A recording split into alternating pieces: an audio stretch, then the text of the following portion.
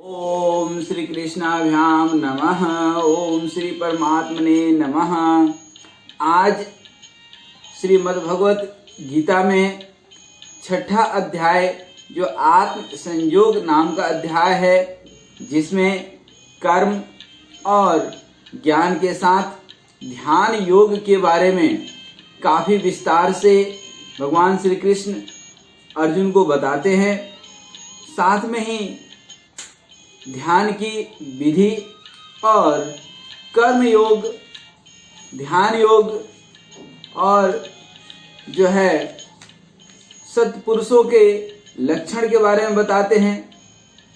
और फिर अंत में भगवान श्री कृष्ण अर्जुन को मन के निग्रह का विषय बताते हैं। इसके साथ ही हम शुरू करते हैं छठा अध्याय।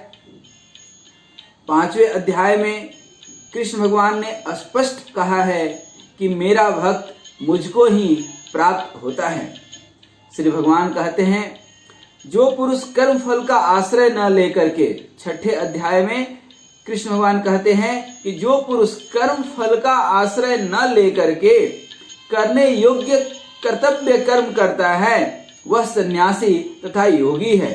और केवल अग्नि का त्याग करने वाला सन्यासी नहीं है तथा केवल क्रियाओं का त्याग करने वाला योगी नहीं है। इसलिए हे अर्जुन, जिसको सन्यास ऐसा कहते हैं उसी को तू योग जान, क्योंकि संकल्पों का त्याग न करने वाला कोई भी पुरुष योगी नहीं होता।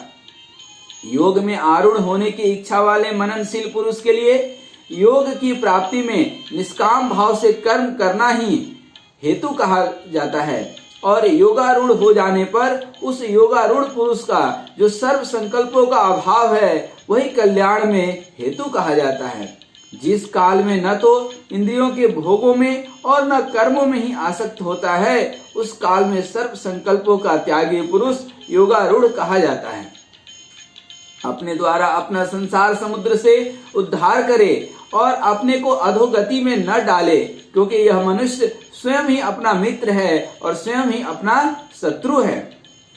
जिस जीवात्मा द्वारा मन और इंद्रियों सहित शरीर जीता हुआ है, उस जीवात्मा का तो वह स्वयं में अपना मित्र है। और जिस जीवात्मा का जो है मन जीता हुआ नहीं है, जिसके द्वारा मन तथा इंद्रियों सहित शरीर नहीं जीता गया है, उसके लिए वह स्वयं में ही शत्रु के सदृश शत्रुता में जीवन जीता है।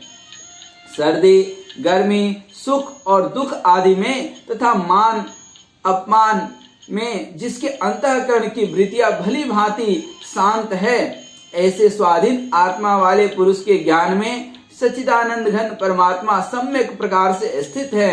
अर्थात उसके ज्ञान में परमात्मा के सिवा अन्य कुछ है ही नहीं। यही ज्ञान की महिमा है। जिसका अंतःकरण ज्ञान विज्ञान से तृप्त है, जिसकी स्थिति विकार रहित है, जिसकी इंद्रियां भली भांति जीती हुई है और जिसके लिए मिट्टी, सोना और जो है पत्थर सब एक समान है, वह योगी युक्त अर्थात भगवत प्राप्त योगी है, ऐसा कहा जाता है। सुहृद अर्थात स्वार्थ रहित सबका हित करने वाला, मित्र, बैरी और उदासीन अर्थात जो पक्षपात रहित है, और मध्यस्थ अर्थात दोनों ओर की भलाई चाहने वाला, द्वेष और बंधुगणों में, धर्मात्माओं में और पापियों में भी समान भाव रखने वाला व्यक्ति अत्यंत श्रेष्ठ है। मन और इंद्रियों सहित शरीर को बस में रखने वाला, आशा रहित और संग्रह रहित योगी अकेला ही एकांत स्थान में स्थित होकर के आत्मा को निरंतर परमात्मा में लगाए। यह ध्यान योग की विधि बता रहे हैं श्री कृष्ण भगवान। मन और इंद्रियों सहित, मन सबसे चंचल है और इंद्रियां, दसों इंद्रियां, कर्मेंद्रियां, इन सबको अपने बस में करके आशा रहित, बिना किसी उम्मीद का और बिना ही किसी लालच का, किसी एकांत स्थान में बैठ करके आत्मा को निरंतर परमात्मा में लगावे। अब शुद्ध भूमि में जिसके ऊपर कोई कुशा, मृगछाला या वस्त्र बिछे हों, जो न बहुत ऊंचा हो न बहुत नीचा हो, ऐसे अपने आसन को स्थिर स्थापन करके उस आसन पर बैठ करके चित्त और इंद्रियों की क्रियाओं को बस में रखते हुए मन को एकाग्र करके अंतःकरण की शुद्धि के लिए योग का अभ्यास करें। काया अर्थात शरीर, सिर और गले को समान रख करके अचल धारण करके स्थिर होकर के अपनी नासिका के अग्रभाग पर दृष्टि जमा करके अन्य दिशाओं को न देखता हुआ ब्रह्मचारी के व्रत में स्थित भय रहित और भली भांति शांत अंतःकरण वाला सावधान योगी मन को रोक करके मुझ में चित्त वाला और मेरे परायण स्थित होकर के मेरे परायण होकर के अर्थात सर्वस्व भूतानाम सब कुछ परमपिता परमात्मा ही है ऐसा समझ करके वह स्थित हुए। बस में किए हुए मन वाला योगी इस प्रकार आत्मा को निरंतर मुझ परमेश्वर के स्वरूप में लगाता हुआ मुझ में रहने वाली परम आनंद की प्रकाष्ठा रूप शांति को प्राप्त करता है। हे अर्जुन, यह योग न तो बहुत खाने वाले का, न बिल्कुल न खाने वाले का, न बहुत शयन करने के स्वभाव वाले का और न सदा ही जागने वाले का ही सिद्ध होता है। युक्त आहार विहारस्य युक्त चेष्टस्य कर्मसु अर्थात दुखों का नाश करने वाला योग तो यथा योग्य आहार विहार करने वालों का, कर्मों में यथा योग्य चेष्टा करने वाले का और यथा योग्य सोने तथा जागने वाले का ही सिद्ध होता है। अत्यंत बस में किए हुए चित्त जिस काल में परमात्मा में भली भांति स्थित हो जाता है उस काल में संपूर्ण भोगों से स्पृहा रहित पुरुष योग युक्त है ऐसा कहा जाता है। अर्थात स्वयं को एकांत स्थान में शुद्ध भूमि पर बैठ करके और आप जिस भी आसन में बैठ सकते हो, सुखासन, सिद्धासन, पद्मासन, जिस भी आसन में आराम से बैठ करके और रीढ़ के हड्डी, गर्दन और सर पूरा सीधा किए हुए और आज्ञा चक्र पे पूरे सारे चक्रों के ऊर्जा को समेट करके और एकमात्र ओम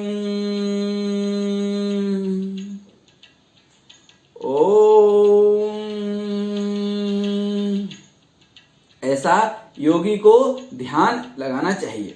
एक समय आएगा जब इंद्रियों से समेटा हुआ मन से ऊपर बुद्धि, बुद्धि से ऊपर आत्मा और आत्मा से ऊपर हम परमात्मा तक पहुंच सकते हैं, उसको अनुभव कर सकते हैं इस ओम के माध्यम से। ओ अहम अर्थात वह परमपिता परमात्मा, वह ब्रह्म मैं हूं और एक दिन स्वयं परमात्मा को प्राप्त होकर के उस अनुभव को शब्दों में तो व्याख्या नहीं की जा सकती है। इस तरह से व्यक्ति अपने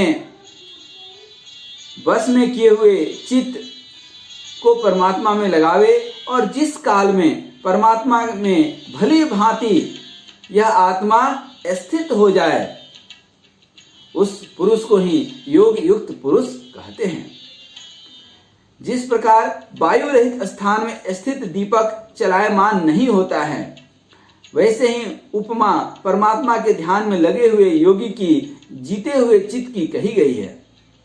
योग के अभ्यास से निरुद्ध चित्त जिस अवस्था में उपराम हो जाता है और जिस अवस्था में परमात्मा के ध्यान से शुद्ध हुई सूक्ष्म बुद्धि के द्वारा परमात्मा को साक्षात्कार करता हुआ सच्चिदानंद घन परमात्मा में ही संतुष्ट रहता है, इंद्रियों से अतीत केवल शुद्ध हुई सूक्ष्म बुद्धि के द्वारा ग्रहण करने योग्य जो अनंत आनंद है उसको जिस अवस्था में अनुभव करता है और जिस अवस्था में स्थित यह योगी परमात्मा के स्वरूप से विचलित होता ही नहीं है, परमात्मा के प्राप्ति रूप जिस लाभ को प्राप्त होकर के उससे अधिक दूसरा कुछ भी लाभ नहीं मानता और परमात्मा प्राप्ति रूप जिस अवस्था में स्थित योगी बड़े भारी दुख से चलायमान नहीं होता, जो दुख रूप संसार के संयोग से रहित है तथा जिसका नाम योग है, उसको जानना चाहिए।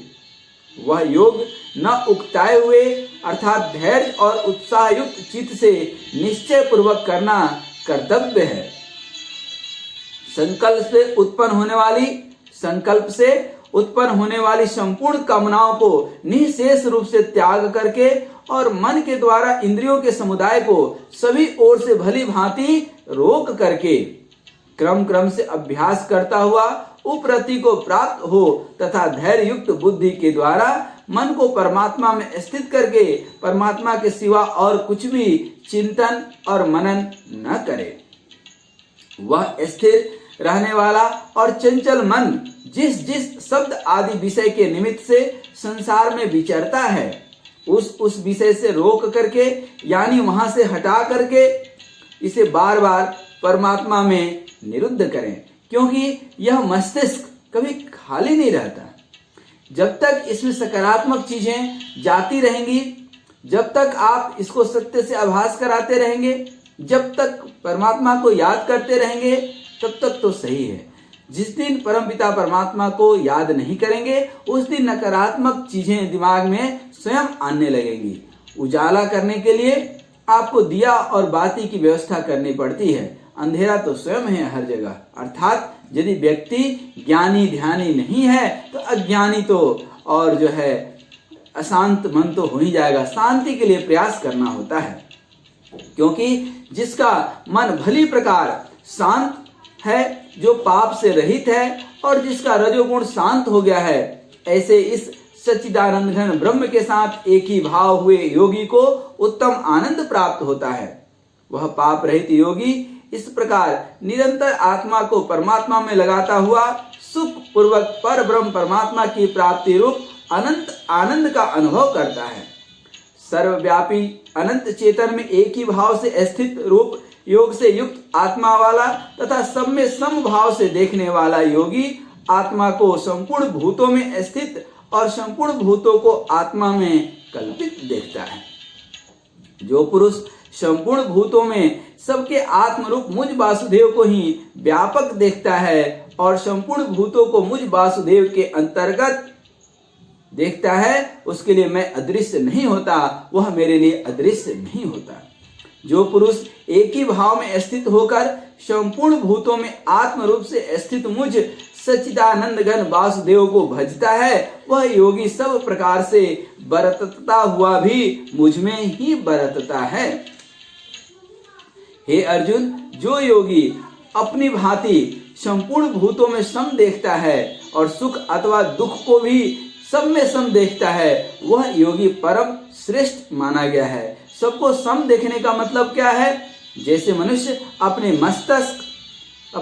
मस्तक, हाथ, पैर और गुदा आदि के साथ ब्राह्मण, क्षत्रिय, शूद्र और मलेच्छ आदि का जैसे व्यवहार करता है, उसमें आत्म भाव का जो है प्रवेश नहीं मानता है। हालांकि वह सब कुछ अपना ही है, अपनापन समान होने से सुख और दुख को समान ही देखता है, वैसे ही सब भूतों में देख करके अपनी भांति सम देखना है।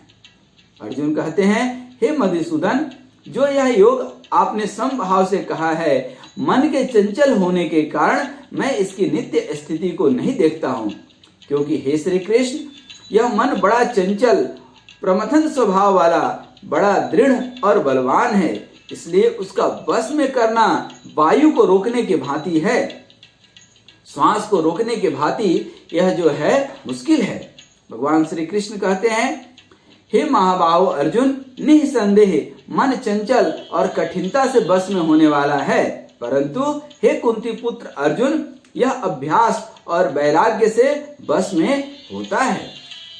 जिसका मन बस में किया हुआ नहीं है, ऐसे पुरुष के द्वारा योग दुष्प्राप्य है, और बस में किए हुए मन वाले प्रयत्नशील पुरुष के द्वारा साधन से उसका प्राप्त होना सहज है। यह मेरा मत है, अर्थात परमपिता परमेश्वर का विचार है। अर्जुन कहते हैं, हे श्री कृष्ण, जो योग में श्रद्धा रखने वाले हैं किंतु संयमी नहीं है, संयम नहीं रखते हैं, इस कारण जिसका मन अंत काल में योग से विचलित हो गया है, ऐसा साधक योग की सिद्धि को अर्थात भगवत साक्षात्कार को न प्राप्त होकर के किस गति को प्राप्त होता है। हे महाभाव, क्या वह भगवत प्राप्ति के मार्ग में मोहित और आश्रय रहित पुरुष छिन्न भिन्न बादल की भांति दोनों ओर से भ्रष्ट होकर नष्ट तो नहीं हो जाता? हे श्री कृष्ण, मेरे इस संशय को संपूर्ण रूप से छेदन करने के लिए अर्थात इस समस्या का समाधान करने के लिए आप ही योग्य हैं, क्योंकि आपके सिवा दूसरा इस संशय का छेदन करने वाला मिलना संभव नहीं है। भगवान श्री कृष्ण कहते हैं, हे पार्थ, उस पुरुष का जिसे आप छिन्न भिन्न होकर के भ्रष्ट हुआ जो है समझते हैं, उस पुरुष का न तो इस लोक में नाश होता है और न ही परलोक में, क्योंकि हे प्यारे, आत्म उद्धार के लिए अर्थात भगवत प्राप्ति के लिए कर्म करने वाला कोई भी मनुष्य दुर्गति को प्राप्त नहीं होता है। इसीलिए तो कहते हैं राम नाम टेढ़ो भला। किसी भी तरह से परमपिता परमात्मा की प्राप्ति की कोशिश करते हैं तो वह सकारात्मक दिशा में ही जीवन को ले जाएगा। योग भ्रष्ट पुरुष पुण्यवानों के लोकों को अर्थात स्वर्ग आदि उत्तम लोकों को प्राप्त होकर के उनमें बहुत वर्षों तक निवास करके फिर शुद्ध आचरण वाले श्रीमान पुरुषों के घर में जन्म लेता है, अथवा वैराग्यवान पुरुष उन लोकों में न जाकर के ज्ञानवान योगियों के ही कुल में जन्म लेता है। परंतु इस प्रकार का जो यह जन्म है सो संसार में निसंदेह अत्यंत दुर्लभ है, मुश्किल है। वहां उस पहले शरीर में संग्रह किए हुए बुद्धि संयोग को अर्थात सम बुद्धि रूप योग को संस्कारों के कारण अन्यास ही प्राप्त हो जाता है, और हे अर्जुन, उसके प्रभाव से वह फिर परमात्मा की प्राप्ति के लिए सिद्धि करता है और पहले से भी बढ़ करके प्रयत्न करता है। वह श्रीमानों के घर में जन्म लेने वाला अर्थात जो योग भ्रष्ट हुआ था, किसी कारण से वह श्रीमानों के घर में जन्म लेने वाला योग भ्रष्ट पराधीन हुआ भी उस पहले के अभ्यास से ही निसंदेह भगवान की ओर आकर्षित किया जाता है, तथा सम बुद्धि रूप योग का जिज्ञासु भी वेद में कहे हुए सकाम कर्मों के फल को उल्लंघन कर जाता है, अर्थात प्रकृति को अपने बस में कर लेता है। परंतु प्रयत्न पूर्वक अभ्यास करने वाला योगी तो पिछले अनेक जन्मों के संस्कार बल से इसी जन्म में संसिद्ध होकर के संपूर्ण पापों से रहित हो फिर तत्काल ही परम गति को प्राप्त हो जाता है। योगी तपस्वियों से श्रेष्ठ है, शास्त्र ज्ञानियों से श्रेष्ठ माना गया है और सकाम कर्म करने वालों से भी योगी श्रेष्ठ है। इससे हे अर्जुन, तू योगी हो। संपूर्ण योगियों में भी जो श्रद्धावान योगी मुझ में लगे हुए अंतरात्मा से मुझको ही निरंतर भजते हैं, वह योगी मुझे परम श्रेष्ठ मान्य है। ओम तत्सत। इस तरह से यह कृष्ण अर्जुन के संवाद के बीच छठा अध्याय यहाँ पर संपन्न होता है। अब हम लोग सप्तम अध्याय जो है पढ़ेंगे, जिसमें कि भगवान श्री कृष्ण आत्म संयम योग के बाद ज्ञान विज्ञान योग 7वां अध्याय हम लोग अध्ययन करेंगे। आज यहीं तक, तब तक के लिए जय श्री कृष्णा। जय